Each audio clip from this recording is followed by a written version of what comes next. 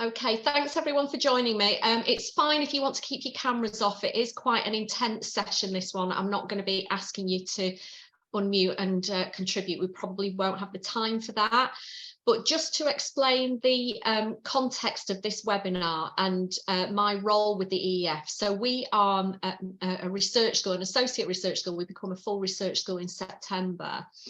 And the role of the research schools is not to conduct the research, but it's to disseminate the research and try and make it sort of easy for senior leaders and teachers to digest and understand. And a lot of the guidance reports appear to be quite simple on the surface, but there are some nuances within them that we need to unpick. So that's what I'm going to go through in this, as I did with the feedback one last week, if you attended that. What I'm going to do is sort of go through some of the nuances in this session. If I keep glancing to the right, it's because I've got two screens and I'm trying to monitor the waiting room and the chat at the same time. But if you have any questions at all, just post them in the chat. And as we're going through, I'll try and keep my eye on them. So this session then, we're going to be thinking about how the guidance report builds on what we already knew about professional development up to the point that this guidance report was published.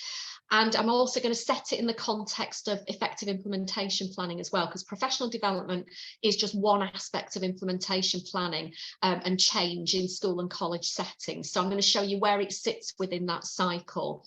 And I just want to show you where you'll find the rest of the materials for the professional development guidance report. So if you do a Google search on effective PD and EEF, you'll see that it summarises all the recommendations, but there are also these additional tools and resources.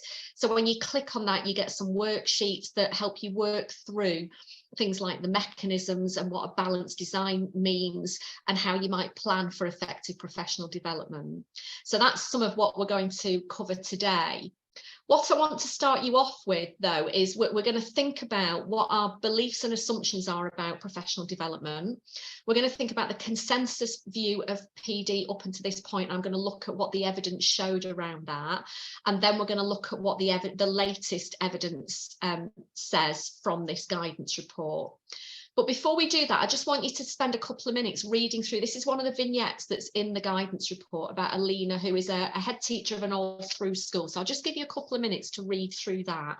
I think for me, this is where a lot of us that are responsible for teaching and learning probably sit most of the time. That kind of, oh my God, where do I start with all of this? And I think this illustrates it.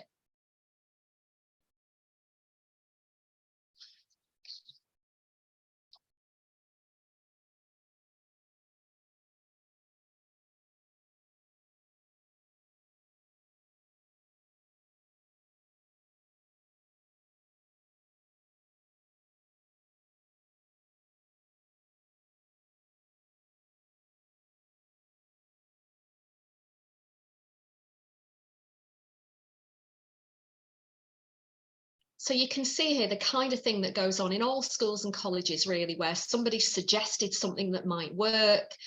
The school might have embedded something like, instructional coaching is a buzzword at the moment. People are using the walkthrough principles to structure activities. And, those of us that have got that decision making about teaching and learning, there's just no shortage of advice at all. But if we're asked what we would tell Alina to focus on in particular, it's actually quite hard to think about what advice we would really give her. And I think in the past, it's been very difficult to know, as there was little evidence about what good professional development really looked like. In fact, there wasn't even a clear definition of what we meant by professional development. So here, we're thinking about targeting a problem that needs solving, but having some solid advice about the design and delivery. And that hasn't been around for us in the past. So by the end of this session, really, I'm hoping that what you'd have is something to hook an answer on for a vignette like this, where it will actually make a difference. So if we go back to how did we get here, I think Becky Francis is the new CEO of the Education Endowment Foundation.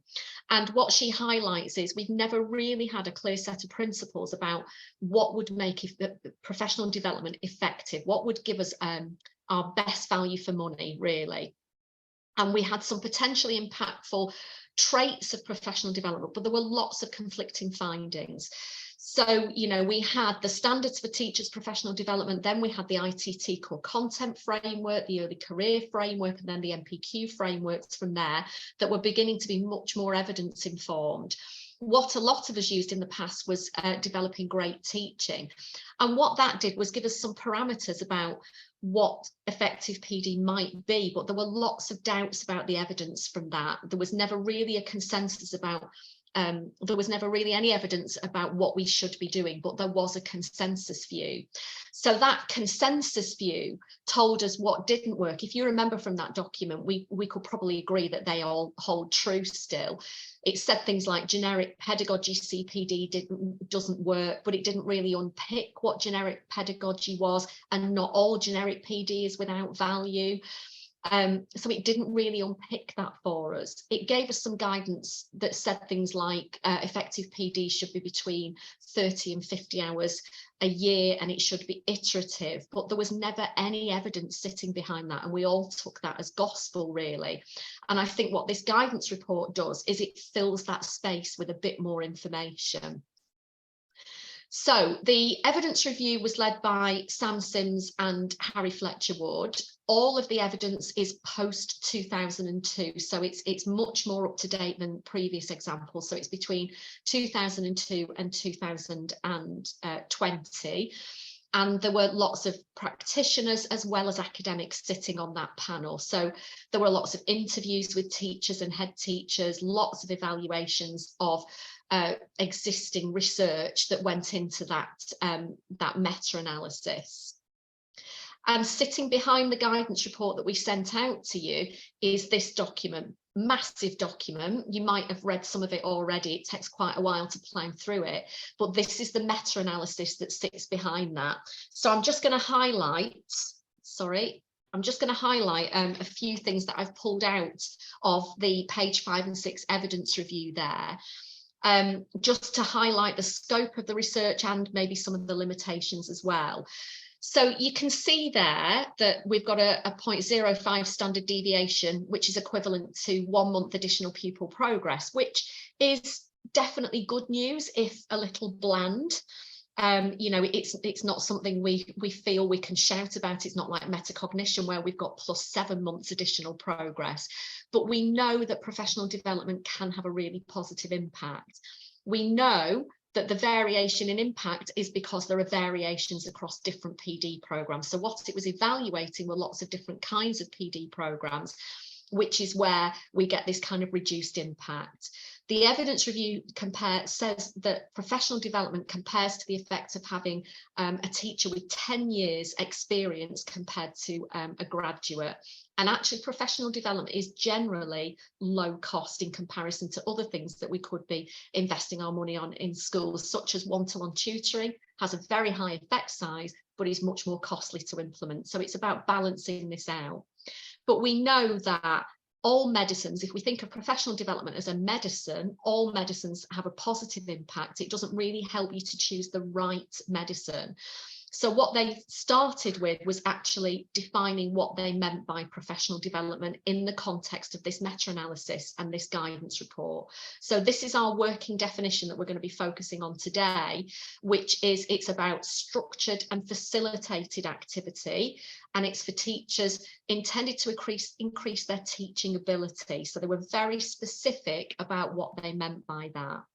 And if I just go to the next slide, which is about a definition of teaching ability, I'm just going to leave you for a minute to read that.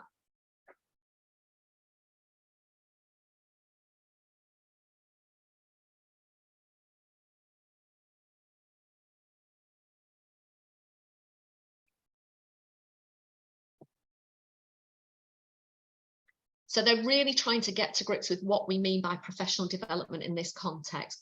A limitation of previous literature on professional development was the inconsistency in the way professional development was actually defined. So they really wanted to tighten up on that definition. And if I just take you to some examples, the first box in your guidance report just gives you some examples from different phases about what they really mean about professional development. So those kind of monthly twilight sessions where you might be focusing on something specific like formative assessment over a series of sessions, that would be professional development. If you're focusing on strategies, I mean, it gives an example of a nursery there, but equally that could be post-16 strategies on improving language in the classroom, improving academic vocabulary. It might be an external provider doing a series of webinars. And then the non-examples. So I think the non-examples are really important as well. Particularly the first one, which during COVID we did a lot of, didn't we? We needed to know how to use Google Classroom and Microsoft Teams. We needed to know the mechanics of how to set up a Google Meet or how to set up a Jamboard, how to use Google Classroom. But those examples are not professional development. That was a tool for delivery.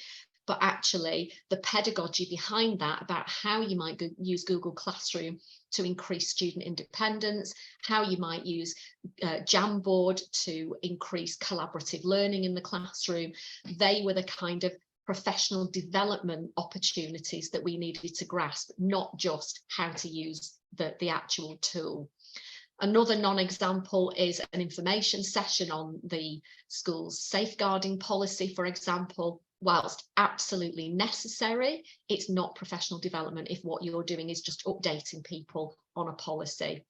And anything that's about, you know, a new curriculum program by email with some schemes of work and assessments, you know, some things that we give to staff, reading that we might give to them, that's not professional development either, not in the context of this guidance report. So whilst all of these are really important, they're not what we consider professional development in this context. So there are 3 recommendations in the guidance report. It's the guidance report with the fewest recommendations. The first one is that we focus on the mechanisms when we are designing or selecting professional development. So that's when we're designing our own or when we're choosing an existing package that we might want to engage with. We have to ensure that PD builds on knowledge, motivates staff, develops techniques and embeds practice. That's the mechanisms that I'm going to talk you through, and they're grouped.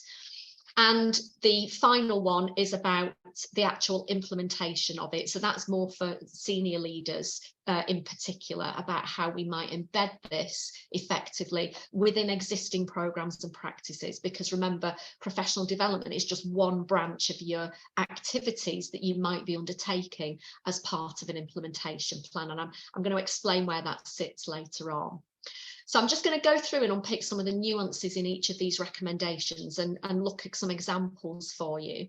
So with recommendation 1 about focusing on the mechanisms, the core building blocks of professional development are the mechanisms. They are observable, they can be replicated, and they can't be removed without making professional development less effective. The most crucial thing, though, although exploring the mechanisms is a good place to start, the most crucial thing is this last bullet point, that they are supported by evidence, evidence-based practice. And all of these mechanisms that we're going to talk through are based on research on human behaviour, and they've been found in examples beyond just teaching. So they looked at human behaviour in teaching, in healthcare, in sport, in lots of different fields, and brought all of this to the report as well. So we know that high quality teaching can improve pupil outcomes, but we know that effective PD can also develop teaching quality. What we need to think about, though, is why does some professional development have a more positive impact than other forms of professional development? So the key to that is how it's designed. That affects the likelihood that it will actually improve student outcomes. And in particular, in this report, we suggest that anybody that's looking to external professional development as well should think about the mechanisms that that external body is using in their professional development, so that we can make sure that we're fulfilling this balanced design that I'm going to talk about later. And we think of professional development in 3 ways. So the report talks about forms, it talks about programs, and it talks about mechanisms. So our forms are like our broad themes. So things like instructional coaching is a form of professional development. Teacher learning communities or professional learning communities are just a form of professional development. And the problem with these broad themes is that they are not always well defined. They can really cause some confusion. And I think out of forms, programs and mechanisms, I think it's forms that's probably the most abstract of the three. They're defined by a set of characteristics, which means they've got typical identifiable features. So if you take instructional coaching as an example, that's defined as an observation and feedback cycle in an ongoing instructional situation. But there are a variety of different ways of doing that. So some instructional coaching might have a model where there's a coachee rehearsing a new technique outside the classroom. Other forms of instructional coaching rely on repetition in a realistic situation. So all of that leads to confusion because there is no one way of defining those forms. So if we start to think about the mechanisms as part of that instead, it helps us to be a bit tighter about the development of our professional learning. It's the same with, teacher learning communities. Some argue that TLCs have to involve an analysis of student work, others don't. The same with lesson study, that argues it requires expert advisors. Some other forms, it's just 3 people within a triad working on lesson study together. So it doesn't help us that these things are not very clearly defined and there are lots of different interpretations of them. I'm thinking particularly instructional coaching at the moment, which is what a form that a lot of schools are moving towards using. So when we define PD in this way, it's a bit elusive really, and we need to tighten that up. We've then got programs. So these might be packages that we might buy into. If we generally think of a program as kind of a package, we know that they're expensive, they're not always the right fit. There might not be a program that's actually available to us. So the programs tend to have a specific set of activities and materials that have their own identity and tend to be associated with particular institutions and people. So, for example, the program of embedding formative assessment, which is being run by the SSAT at the moment, it's a Dylan Wiliam project. That is an example of a program where you get the materials, you get the training, you deliver that in a very specific way, and fidelity to that program is really important to make it successful. If you're in a school, it might be a reading program, perhaps Read Write Inc. That's a program of training and development for staff as well. So if we finally think about our mechanisms, we consider these the core building blocks of any program. So if we apply these to our forms and our programs and our own professional development design as well in our schools and colleges. So the mechanisms of this core building block, that if they were removed, the professional development would be less effective. So what's important about the mechanisms is that they've been found to be effective and they're supported by evidence from the research on human behaviour. The review team looked at the taxonomy of behaviour change mechanisms, and they're supported by evidence across domains like health and sport, and they picked out those that were present in the professional development studies that seemed to be having the most impact. So that's why we believe that these mechanisms are the core building blocks for our professional development design. So the recommendation, as well as the mechanisms and these characteristics, focuses on that the more mechanisms we include, the greater the impact we will have on student attainment. So whatever we're delivering, we need to make sure that we've got enough mechanisms in there. Now, they don't actually give you a number for that. There is no set number about what will be the most effective. Should we have 4? Should we have all 14? It's about making sure that they're in certain categories that I'm going to talk to you about. The other thing that we need to make sure of is that we still aim for evidence-based high quality interventions, because we might design PD that isn't evidence-based. So let's say, for example, that somebody wanted to design a professional development program that was about learning styles. So they might design PD that had all of those mechanisms in it, But actually, that professional development is not going to be effective because we know that everything about learning styles has been debunked and has been shown it has zero impact on pupil outcomes. So it's not just the mechanisms that are important, it's the evidence-based high quality intervention that's the key ingredient in that as well. When we haven't got the evidence available, we need to just make sure that we're paying attention and giving fidelity to using as many mechanisms as possible. So they're the things to think about, really. The key ingredients in recommendation 1 is about having the mechanisms, but also making sure that there is validity to the evidence that we're using as well. So although I said there is no sort of key number, they reviewed the essential insights. So this diagram is in the meta-analysis document that I showed you before, and they looked at the range of mechanisms that were present in the professional development programs they looked at, and the highest number is 4 mechanisms, 5 mechanisms, 6 mechanisms. So it's sitting somewhere around here. Those with 0 or 1 mechanisms, well, up to 3 really, are likely to be ineffective, and I'll show you the reason for that later. There's nothing to suggest that we have to have all mechanisms in there. So it seemed to be that most of the professional development they looked at had this number. That's not to say that that is the guidance about the number that you should have. It's just the limitation of the data that they were looking at. That's the number that was in those programs. So it doesn't really give us an answer about how many we should do. It's about quality and balance, not just about quantity. But there do need to be at least 4, and I'll show you that in another slide. And then the content matters, as I've said before. One of the reasons for that is one of the mechanisms is about credible sources. So recommendation 2 and the mechanism in there links with this recommendation 1, which is we need to have some trusted sources. The more trusted our sources are, the more likely it is that teachers will pay attention to what it is that we're telling them and believe what we are saying. We've had our fingers burnt too often as a profession over the years. If you think about, you know, what we did on visual, auditory and kinesthetic learning, when the evidence actually said that it had no value at all. When you think about those of you that are as old as I am, when we did brain gym all those years ago, and that was the big thing going on in schools, and there was no evidence sitting behind that. So I think as a profession, we've had our fingers burned, and I think teachers are much more critical about buzzwords and about the way professional development is delivered to them.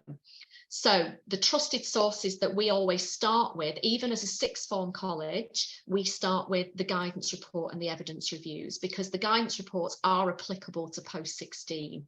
So quite a lot of them are very generic and go from the age of 5 to 19, such as the feedback guidance report. There's also the teaching and learning toolkit. It's a starting point that we need to unpick and build on. But we've got other sources of evidence, such as the Chartered College of Teaching, Deans for Impact, evidence-based education. There's a lot of information out there. And then we've got things like the Early Career Framework and the MPQs that have now got an evidence base sitting behind them. So for me, though, my starting point is not just because as a research school we work on behalf of the EEF, but it is probably the best source of evidence that we've got as a profession at the moment. There are obviously gaps, but it is our best source. So this is just a visual illustration of some of those things, including things like the teaching and learning toolkit. And you can see there that I've put in mechanism 4, which is to present information from a credible source. So if we go on to recommendation 2, then this is about making sure that our PD fits into these 4 themes. The mechanisms that we use fit into these 4 themes: build knowledge, motivate teachers, develop teacher techniques, and embed practice. Just a little side note here. I know some of you will be very keen and will go and read that meta-analysis. And if you do, you'll notice that the meta-analysis and the review names these 4 groups slightly differently. I think it's called Instill Insight in the meta-analysis they did, and actually they changed that to build knowledge because they felt it was something a bit simpler than instill insight. It felt that it worked better for teachers. And I think motivate goals in that report as well. So just so you're aware, the language is slightly different. They've made the names a bit more accessible in this report.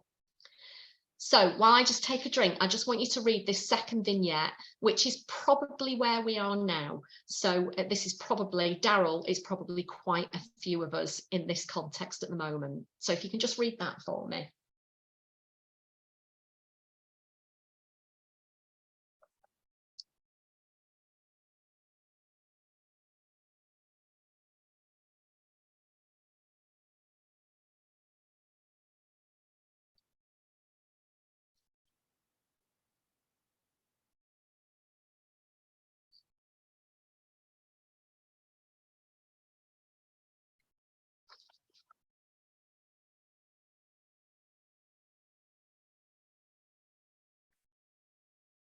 So those of you that are probably leading on teaching and learning in new schools and colleges might be thinking the same kind of thing. You know, I'm delivering this professional development. I've got some professional development planned for the summer, but where do I start? How do I make sure I know what the mechanisms are? How do I use them in combination? So that's what I'm going to talk you through now, just to sort of unpick what some of these mechanisms really mean. So we can broadly group them under the four headings of how we structure and build knowledge. So a retrieval quiz might fall under that heading. You know, we might want to do that to remind staff about professional development we've done before. We need to motivate teachers to then act on that knowledge. So we might be developing some new knowledge in a session, but we need to motivate them to act on that. We need to give them the tools to then take action, and that's the develop teacher techniques heading. And then we need to support them to embed that practice and make sure that there's some action planning so that it's not just a one-off event. So I've put each of these into a table because I think sometimes the table is a bit simpler to read. The guidance report has got additional tools, and you'll see the poster in that with the cogs on it. But this is where the 14 mechanisms sit under each of these headings. So the 14 mechanisms were identified in the review and discussed in the report. And the review looked for mechanisms for which there was evidence that they were causally active in bringing about behaviour change in adults. And they also looked at where there were examples in the professional development studies that they reviewed. So we're not saying that these are the only mechanisms that will ever be found, but across the 104 studies that dated back to 2002, these were the 14 mechanisms that fitted the criteria that it was about. They would bring about behaviour change in adults, and that they were in the studies that were being reviewed. So it's a useful step forward, I think, in us thinking about professional development. We think that probably future research might add to or maybe even subtract from this list, but this list gives us a starting point. So if I think about an example of these four things in a training session, it might be that we are building knowledge of teachers' understanding of something like working memory. So by the end of the session, they might be thinking, I know working memory is limited. They need to then be motivated to use that. And the motivation might be, I need to limit the burden on my students' working memory so that they understand what I'm delivering to them, that I limit that working memory. So we've motivated them there. They've got that motivation to change. We then need to think, well, what technique would we use to do that? And that might be that a teacher thinks, I'm going to use dual coding to overcome that working memory burden. And the embed practices, I'm going to make that a habit. I'm not going to use dual coding as a one-off. I'm going to keep using that. So that's an example on a really simplistic teacher level, but I know a lot of you are here from a senior leadership level. I'm just going to skip that. So building knowledge then, if we start with this one, the aim of this group of mechanisms is to allow teachers to gain new and evidence-informed understanding of teaching. That is a really important thing. So an understanding of either their teaching, their students, or themselves. And when we're designing and delivering professional development, it's really important to present that new knowledge in ways which support that understanding. So we have to pay attention to how we structure and build it throughout the programme. And we do that by managing staff cognitive load. So we often think about student cognitive load, we don't think about staff cognitive load. And I'm totally going to hold my hands up here and say I am not practicing what I am preaching tonight in this webinar. I am not helping you manage your cognitive load by talking at you for over an hour. So, you know, this webinar is not a good example of good professional development, but it's a means to an end, I think. So we have to manage that cognitive load. In an ideal world, I would do one mechanism per webinar, perhaps, and really unpick that, but I haven't got that time for you. So we think about managing cognitive load and revisiting learning with our teachers as well. And, you know, how often do we design professional development where we bombard staff with information and we don't even think about what they did in the last session and whether we're going to revisit that? We would never do that with our students. And we really need to think about how we manage that learning and that cognitive load with our staff as well. So these are some of the suggestions that we really strip back less relevant content. You know, how many times have I put a little jokey slide in something or a little video where I think I'm dead funny, and just strip it back. We've really got to manage that cognitive load with staff and take out what's superfluous information. Really focus on relevant content. Really presenting using multiple examples, so really illustrating to them what something might look like, and using strategies that we've used with our students, such as dual coding. So really thinking about how we kind of strip back our training and focusing on perhaps just 2 or 3 things rather than lots of things in one session. Professional development is much more likely to be effective where we revisit either topics or techniques, we quiz them, we try to do some retrieval practice or gap filling activities, or tasks where they draw on prior learning. And again, as part of our professional development, you know, if we've got an hour-long twilight at the end of the day, are we even doing that? You know, are we thinking, oh, I can't do that because I haven't got enough time?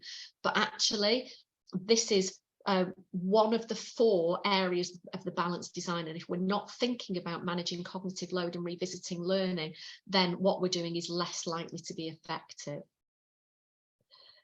So in the guidance report, there is an example that I'm not going to dwell on here, but this is an example of an English mastery program where they're really focusing on building knowledge. So their example is about defining the knowledge that teachers will grapple with in each session, making sure that they adapt their tasks to minimise tangents and misconceptions. The more we try to put into a PD session, the more likely we are to get misconceptions and not get depth of learning. So we really want them to focus on what the key learning is in that session. And they put in reflection tasks, discussions, multiple choice questions, low stakes testing to revisit that prior learning as well. So you can read about that in the guidance report in a bit more detail. So once we've given them the knowledge, we need to think about motivating them. This is the second group of recommendations. And the 3 mechanisms that have underlying supporting evidence here are setting and agreeing goals, presenting information from a credible source, which links us back to recommendation 1, and affirmation and reinforcement after progress. So these are not necessarily you do A and then B and then C and then D, because actually mechanism 5 might come, you know, in a few weeks' time after things have been practiced, and you want to sort of showcase that in a newsletter perhaps, so that these aren't necessarily things that you would do in order. But setting and agreeing goals, the report shows it substantially increases the likelihood of a behaviour change. So when we make conscious and specific and sufficiently difficult goals, if we make those consciously set, it's more likely that our performance will improve. So you only have to think about, you know, I want to lose 4 pounds before I go on holiday, for example. If you set and agree a goal with yourself and set that target about what you're going to eat and how you're going to cut out the Prosecco, you are much more likely to achieve that goal. So we want to think about how we're going to get staff to set achievable goals as well. So if I just give you some examples of that, when it's conscious and specific, we are much more likely to change our behaviour in regards to those goals. So, you know, if you're thinking about, you might have observed a lesson, let's say you're observing an ECT, and you might ask the teacher to set a goal about more explicit modelling of their thinking while they're planning a piece of writing with the students, perhaps, you know, perhaps something on metacognitive talk. And if they set and agree that goal, and they look at then how metacognitive talk can be done, and they maybe script something, that is much more motivating than saying you need to improve your modelling. So it's about making those quite specific for staff. And if we look at an example of that, so I've just taken something there from the literacy guidance report. So if we were doing some professional development on recommendation 2 from that guidance report, which is provide targeted vocabulary instruction for every subject, we might then want to think, well, what is a useful goal for the teachers in that professional development section? And that goal might be lifted directly from that recommendation, which would be to prioritise teaching tier 2 and tier 3 vocabulary that students are unlikely to hear in everyday speech. And then, you know, obviously we'd need some PD around what tier 2 and 3 vocabulary would be, but that might be the goal, that they're going to prioritise doing that, and then there would be a target of how often, how, when that would be done. So an example from credible sources is making sure we've got published and robust research, that we've got a kind of academic point of view to advocate for change as well. It might be an expert teacher within your school or college that might promote a particular practice, you know, somebody that's really earned their stripes and, you know, knows what good questioning looks like. You might want them to deliver. So they are credible sources as well. So ensure the content of PD is informed, use the guidance reports, and use the teaching and learning toolkits is some of the advice I'd give you there. And look at trials of interventions as well, you know, and be honest about where things are working and where things aren't working. I think that's as important, you know, to be honest with teachers about saying, you know, it's been shown to work in this context, we maybe need to adapt it to our context, and let's have a look at how we might do that. And all of that is better than anecdotes, quick wins, you know, unsupported impact statements like this really worked in my classroom and it'll work in everybody's classroom, or I've seen this work in the college down the road, where we haven't got any supported impact statements there. So evidence is our best source to go to initially.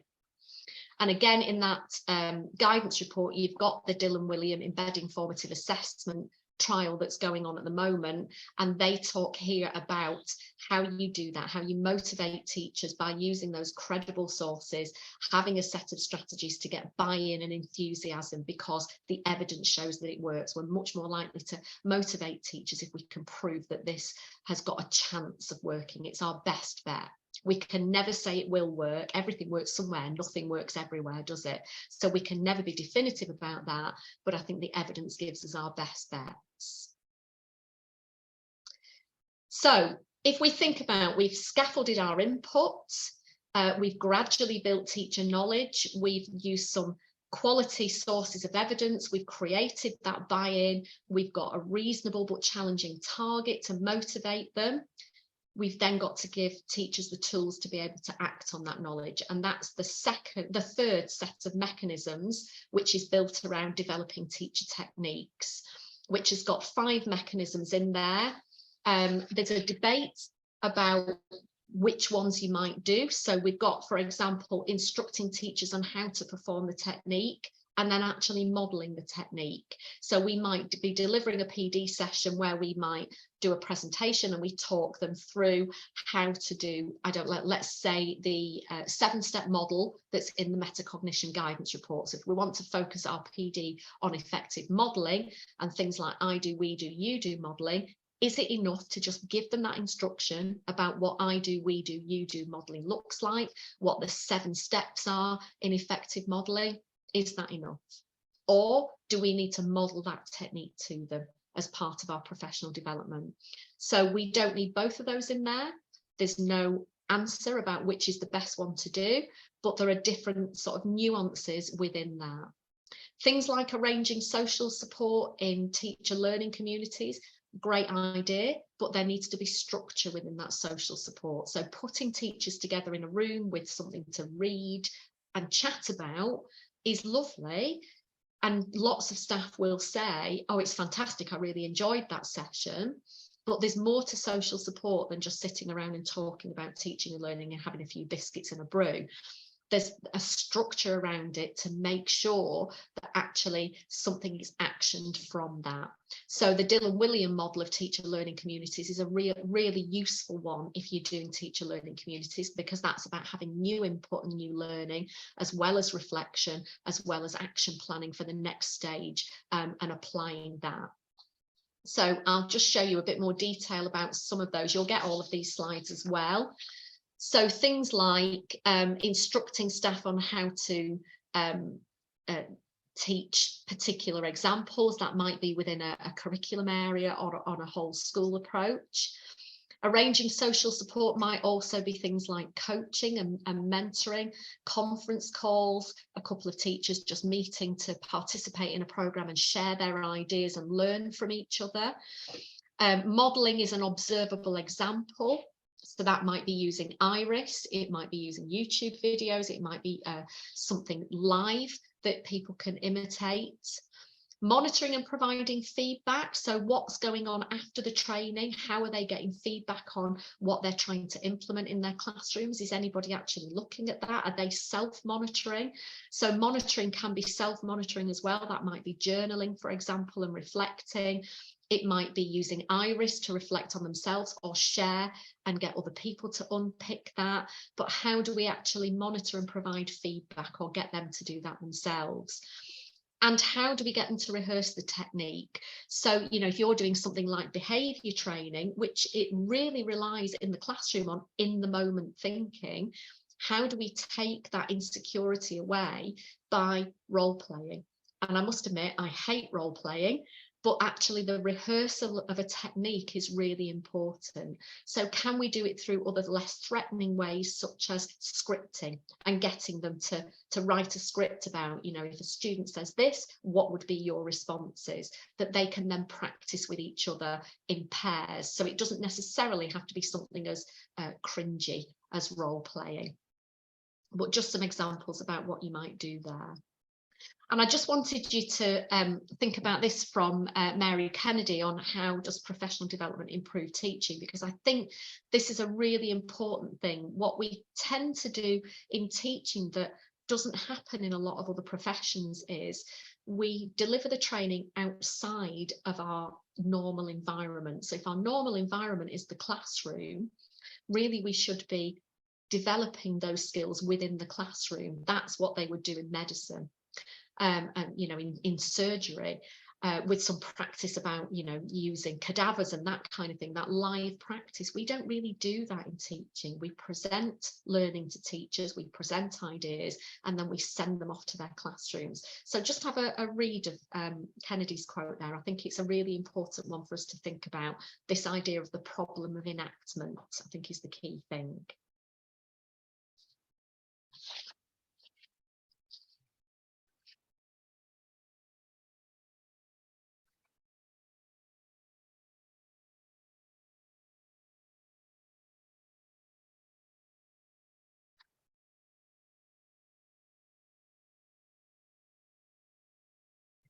So I think that notion of teachers having their own systems of practice is really interesting to unpick. You know, how much of teachers' own conceptions of their development are explored and made explicit.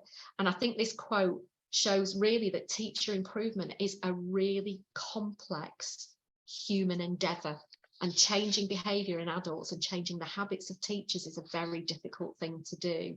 So it's just something to think about. I think it's that tricky part of professional development for those of you that lead on PD, working outside of the classroom to improve what happens inside the classroom is really hard. So what can you do to help teachers really see what it would look like in their own context in their own classroom to help the students in their rooms. And I think that is a really tricky thing to do. So if we just reflect again, we've given them the knowledge, they're motivated, they've got the tools and techniques, but we want this improved practice to last more than a couple of weeks. And quite often, we all know, with the best will in the world, sometimes training is delivered and teachers think that's brilliant, I'm going to go away and do it. And if we've not given them those motivational goals in terms of setting achievable goals, if we've not given them the actual techniques, they're less likely to embed that practice. So the fourth group of mechanisms is all around embedding that practice, and there are 4 things in here for you to consider. So professional development needs to support teachers to do this so that they can change their behaviour and improve their teaching. And I'm just going to take each one in turn. So we've got these 4 mechanisms now to support teachers to alter and improve their practice. We might give a series of prompts and cues to them. So they might be nudges that remind them to carry out a certain behaviour that will lead to improved progress with their students. So that might be regular contact during ongoing professional development. It might be examples to remind them about gap tasks. So it might be in a briefing, you might be saying, don't forget that in our session in 2 weeks' time, you need to have completed these gap tasks. It might be after the PD, just to check that they are using the lessons they've learned. It might be by email, it might be in a briefing. There are lots of different ways to do that. We want to prompt that action planning. So that's, you know, a final activity in a training session. You might want them to review the lessons they're about to deliver and actually prompt them into applying that to a lesson they're doing. So if we think about setting and agreeing goals as a kind of broader challenge for them, you know, I want to change this about my practice. Number 12, which is about prompting that action planning, is slightly more nuanced. It's about taking something and actually applying it to something that they're going to be doing in the upcoming lessons. So they might plan how they're going to perform that technique. They might plan a lesson to apply that technique in the lesson, you know, to help, in this case, students understand deeper learning science concepts. We've then got that encouraging monitoring, and that might be their journals, their specific goals as well. So it links in with the previous mechanism that I talked about, where it might be monitoring and giving feedback. We want to encourage self-monitoring as well, as we would with the students. You know, we want our students to be independent in their learning and be able to plan, monitor and evaluate their own learning. We want teachers to be able to plan, monitor and evaluate their own professional development and application of that into their classrooms. We don't want to be constantly nudging them to do that. We need that independence in the same way for teachers. And then the fourth one is about prompting that context-specific repetition. So making sure that they don't go away from one session and try it once and say, well, that didn't work, or it did work, and then they forget about it. How do we get them to rehearse and repeat that behaviour at least twice, so that it supports that embedding practice in the long term? And how do we do that as senior leaders? How do we know that that's happening? How do we observe that that's happening? You know, how do we get that being done so that it does sustain and embed that practice?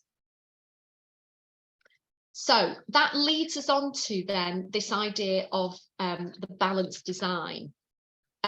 So we've got those 4 headings that I've given you, those 4 broad areas of building knowledge, motivating teachers, develop techniques, and embedding practice.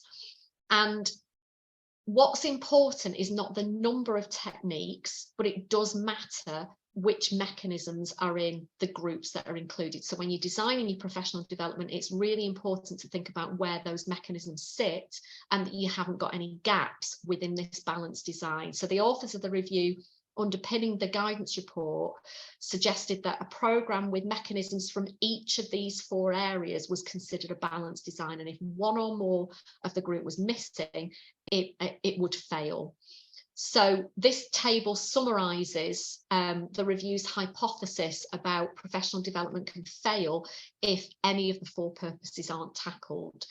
So, for example, if we build knowledge with them, so if we give them some new knowledge and we manage their cognitive load and we help them set goals and we motivate them and we give them techniques, if we don't then think about how they're going to embed that practice, then they just revert to their old habits. They revert to their established ways of working. If we build their knowledge, motivate them, but we don't give them any techniques. So let's say we give them Rosenshine's principles to read, and they read it and they think, oh my God, this is amazing, this is fantastic, this is what I'm going to do. And they set some goals about that. But then we don't actually show them any techniques about how to do 1 or 2 of those things. They've just read everything. They've got loads of knowledge. They're really fired up about it. But we've got this gap here. We get this knowing doing gap where we're not attempting to actually translate what they know into classroom practice to begin with. And again, we might build their knowledge. We might just give them a journal piece to read. This is a really extreme case where we just get no implementation at all. So they might read it and think, well, that's great, but I don't know what you want me to do with it. And I've got no inclination to do anything with it. So there is absolutely no implementation. They leave that professional development session perhaps without any intention of changing their practice at all. And I know I've sat in training sessions, you know, a long time ago where we brought people in and they've built that knowledge, and I've just thought, yeah, I'm not doing that, that's hard work, and I've just gone away and done nothing about it. The reverse of that is that we motivate teachers, we develop their techniques, we really think about embedding practice, but we don't do anything on what the evidence tells us is good practice in that context. And this is quite a dangerous one. This is where we get lethal mutations and misunderstandings and misapplication. So, you know, if you could deliver a fantastic training session on learning styles, but it will be completely, you know, useless really. We can do all of these things, but learning styles, the evidence shows us it has 0 impact in the classroom. Or it might be that somebody is delivering something on retrieval practice, but they're not really looking at the evidence on retrieval practice. And there are a lot of increasing lethal mutations about retrieval practice, lots of misunderstandings out there with people not quite understanding the nuances of retrieval practice. And what we're getting a lot of is misapplication of that knowledge. So what we want is all of these 4 things. And it may work. We can't ever guarantee that it will work, but it may work. It's got a better chance of success if we've got all of those 4 things.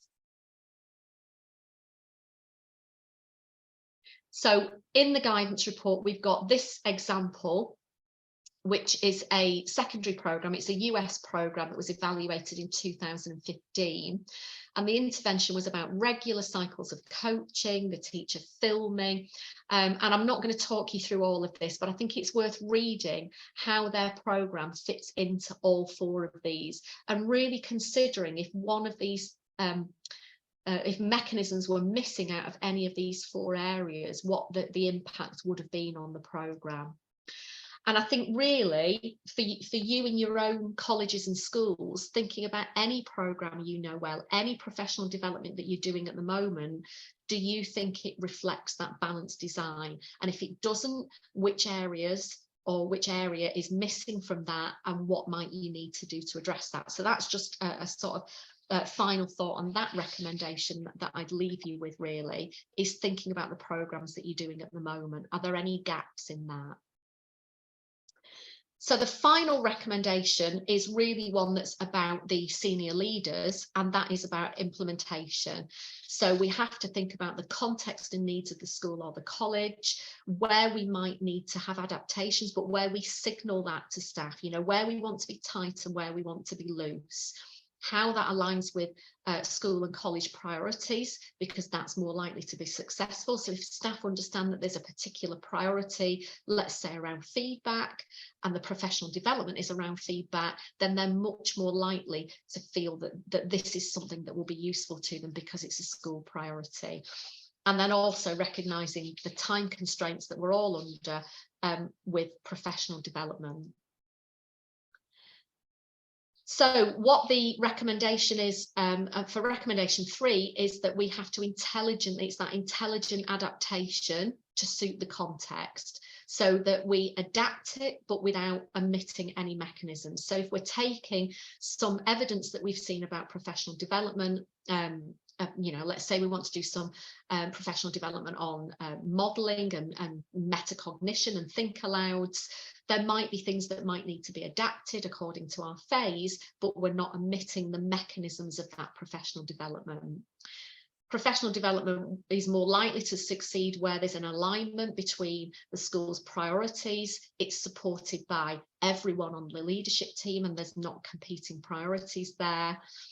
Time is the most cited reason for teachers not being able to give the attention to professional development and making adaptations to professional development where they shouldn't be. So we need to watch for the difference between intelligently adapted and lethal mutations. And there is actually no link between duration and impact. One-off sessions are less likely to have impact unless they're followed up by something. But although the original reports we were all looking at years ago talked about 30 to 50 hours, actually they couldn't find a link between the length of a programme and the impact of that programme. So it's something for us to think about, really. There is no right answer with that one. So there are some sort of weaknesses in that evidence, really. And what the guidance report talks about, there's this kind of toothpaste analogy, which is thinking about what the active ingredients are in your professional development. So the thing that makes toothpaste work is not the paste, is not the colour, is not the flavour. They are the things that can be changed. We could have purple Coca-Cola flavoured toothpaste. That makes no difference to the efficacy of the toothpaste. The key ingredient in that is the fluoride, and it has to be in every toothpaste for it to be effective. And that's the way we need to think about our professional development. What is the key ingredient that we will not change in this professional development? What is the key thing that needs to be done, and then what can we flex around that to make it more palatable for the teachers that we're working with? So if I go back then to what I said before about implementation, professional development is a very small part of the whole implementation process. And we do a whole sort of course on this. Implementation science is a not very well understood science in education, and it's something that as research schools we're trying to work on to make sure that schools and colleges make the right decisions on what to implement. So obviously the key thing really is the priority that's amenable to change. What is the thing that is going to make the biggest difference in a particular curriculum area or across a whole school? What is the thing that's going to make a difference? So is it that in your school at the moment you've identified reading as a particular focus, and that priority being amenable to change? But we need to then unpick what that really means. What do we mean by reading? Is it phonics? Is it fluency? What is the key thing that we really mean?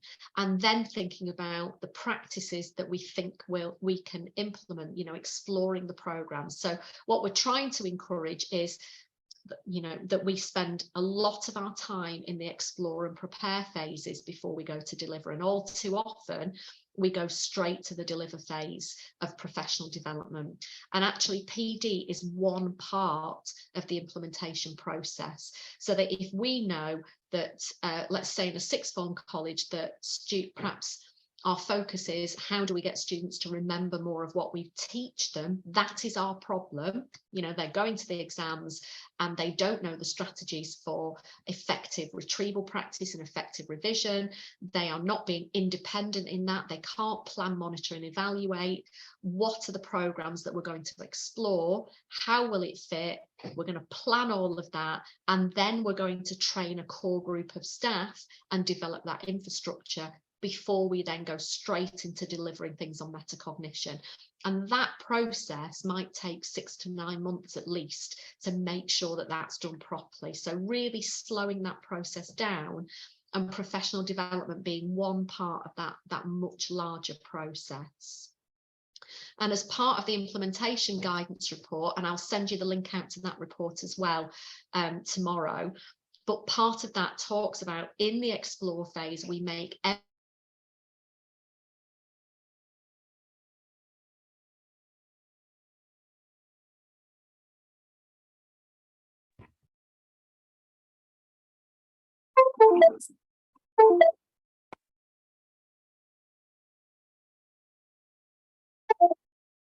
Sorry about that. plug socket at my foot, and I think I just inadvertently pressed it while I was fidgeting. Just bear with me 1 second. There we go. Sorry about that. So making an evidence-informed decisions on the approaches that we want to implement. So the guidance report on effective implementation is underpinned by the new guidance report on effective professional development as well. And the thing that it talks about within that is identifying the active ingredients for successful implementation. So I'm just going to test this out with you.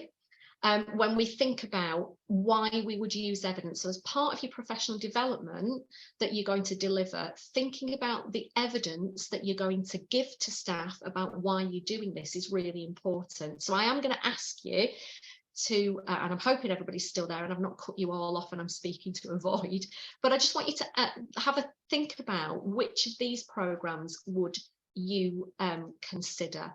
So if you were thinking, I want to do some kind of professional development and I've got the choice of these two programs, it is a bit of a crude example this, but I want you to think, I've got a choice of these two programs. I can either do program 1, which is a whole college or a whole school improvement program that's about improving the outcomes. Let's ignore the fact that it says primary, but let's think it's going to improve the outcomes of our students. We've got some trained coaches. They're going to deliver a 2-year program. These are the things they're going to focus on.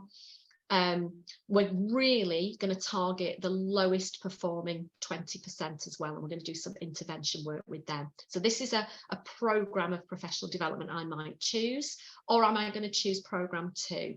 And again, let's forget that this might be in a particular phase, but we want to improve the student engagement by improving the quality of classroom talk, and we're going to train the teachers in these things, and we're going to use video, print, in-school mentoring. If you were thinking about which one of those professional development programs might be more effective, what would you plump for? So just put either the number 1 or the number 2 in the chat.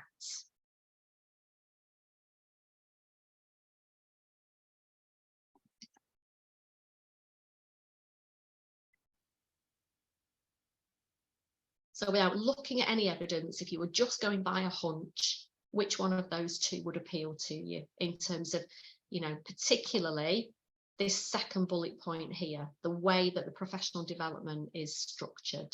Would you choose 1 or 2? And just put a number in the chat.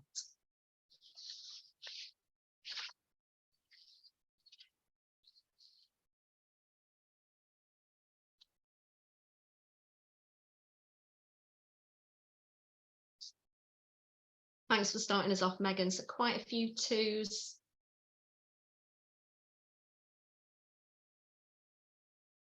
Excellent, thank you.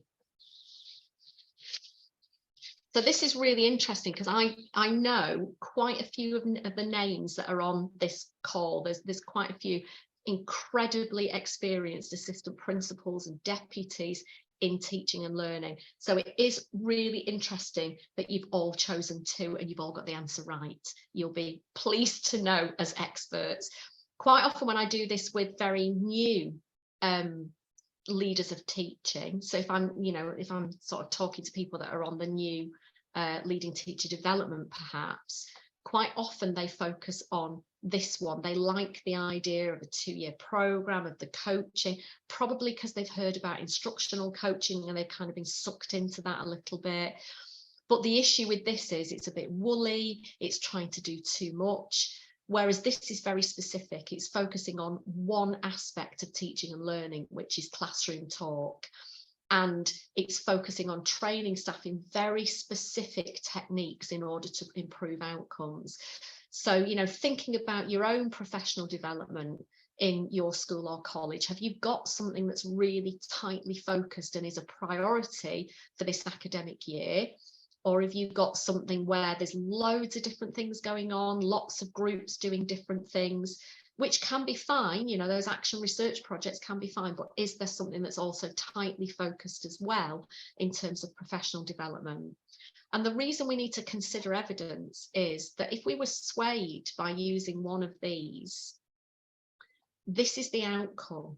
So these two programmes were measured by the EEF, and achievement for all actually made things worse by 2 months. Whereas the dialogic talk made things better by 2 months. So when we're thinking about what the evidence is that we're using for our professional development, we do really need to take a look behind it and really unpick what the evidence might suggest does work and the impact it can have. And what the EEF always does is publish without fear or favour. So you'll know if you're in a primary school on this call that there was a recent report, I won't name it, but there was a recent very high profile report published. There are flaws in the study that have been acknowledged, but where we thought this particular reading programme was showing +4 months progress, actually when it was scaled up and it wasn't done with fidelity, it's actually regressed and it's having a negative impact. There are flaws in that study, if you know what I'm talking about. I don't want to name the programme. So the important thing is that with a lot of these trials, when they're in small scale and they're very controlled, they can show really good evidence of impact. But when they scale up, the problem is then we get these lethal mutations, we get teachers not doing it with fidelity in the way we want them to do it, and that's where things go wrong. So it's important for you to consider that with your professional development as well. Where do you need to be tight? And where are you going to be loose with that professional development? Where can you give staff that flexibility, but where is it that you need to say, no, it needs to be done like this? Because if you do it like that, that's not what the evidence shows at all. So that's an important consideration for professional development. So we need to clarify what can and can't be adapted in the same way that we would with toothpaste. We can change the colour, we can change the flavour, we can't ever remove the fluoride. And we need to think about that in terms of professional development. Remain faithful to the mechanisms, make sure they're in that balanced design, make sure that what you're doing becomes contextually relevant. So those of you that are in sixth form colleges, the secondary guidance reports are really important. So secondary science, secondary literacy can be applied to the post-16 context, but might need some slight adaptations. But it's about not removing the core ingredients of those guidance reports. And they need to be practical to implement as well. So just to go through a few questions that often arise. One of the questions is, should we include at least one mechanism for each group? The tentative early evidence says we need to have something from all 4 groups. The list of mechanisms aren't static, they're a bit movable, they're difficult to fit into groups sometimes. We'll know more as more evidence emerges, as more research is done. Are some mechanisms more important than others? They didn't compare that. What they did was they looked for the presence of mechanisms, not whether some were more effective than others. So we can't deduce if certain mechanisms are more effective. So we can't place more value on one mechanism over another. It's just we need to make sure we've got one in each of those 4 core areas. What happens if a mechanism could belong to more than one group? So it was quite difficult to allocate some of those mechanisms. Some of them could be moved around. The review team made a judgment. You might question that judgment, but they did some analysis about when it appeared to be quite subjective. They found it made little impact, and essentially a balanced design appears to be better than an imbalanced design. and the one about the more mechanisms, the better, and the question around that. Those that had more mechanisms tended to have a higher impact. Those that had 0 mechanisms had effect sizes around 0, which stands to reason, doesn't it? Those that had almost all 14 had effect sizes of approximately 2 months of additional progress. So, but it might not always be possible to have all 14 or always appropriate either. And then the final thing I just want to remind you of is that on the website, there are lots of other tools that you can use as well. So things about ensuring a balanced design. There's the PD mechanisms poster, there's a worksheet on there. And we do also have a 9-module program. It's a program that I could put on if there was enough interest in that. It would be a combination of sort of online and pre-recorded videos. We'll send you a link out about whether there's any PD that you want us to put on in relation to this, just so we can gauge what the interest would be on that. But this would be your starting point. And then there's also the systematic review and meta-analysis that if you really want to get into the detail that sits behind the guidance report, you can do that. But I think this one might be about 300 pages long, so good luck with it. It took me weeks to read it. So I'm going to stop there, and I was trying to make sure that I didn't take you all the way up to 5:15, so I've achieved that. But there's an opportunity now. I'm going to stop sharing my screen actually. If you want to unmute, ask any questions, you can unmute to do that, or you can put some things in the chat if there's anything you want me to follow up with that. But thanks for coming, and it's nice to see some familiar faces. Hi, Angela.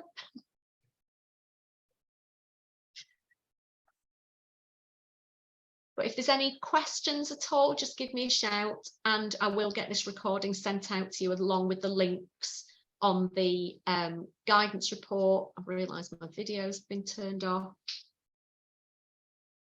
And I'm going to stop that recording.